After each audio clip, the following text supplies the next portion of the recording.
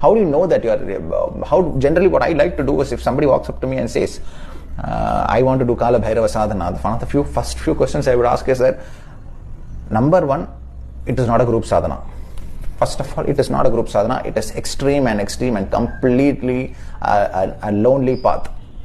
Kalbhairava is that state of moksha. That you were still living in this body, however, you no longer attached to it at all.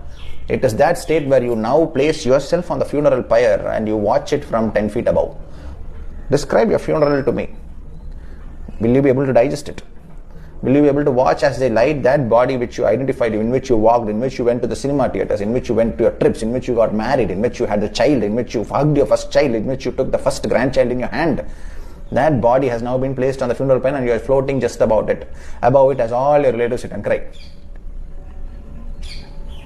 That is your funeral. Now they are lighting it and anything and everything around you is now burning. Your hair that you identified and combed so many times with coconut oil, how many times you have massaged your head, how many times you have put shampoo, taken so much care of it, gone. It starts burning and the smell of the burning hair surrounds the environment. Then begins your skin starts burning off, peeling away as it moves further and further into the fatty tissues and moves into the blood, the veins, the nerves. And finally it comes very close to your bones and the bones begin to char, blackened. After all this is done, they will pick and throw you out. Now tell me, what is the name of that skeleton? Now if you say that I can identify, to an extent you're strong and you say that yes, I can visualize myself like that, I am ready. Now I would say, what about your son?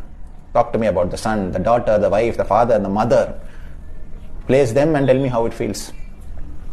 Somebody who can handle these questions and realize that you are in no way attached to them anymore, that is the person who is ready for kalbhairav sadhana.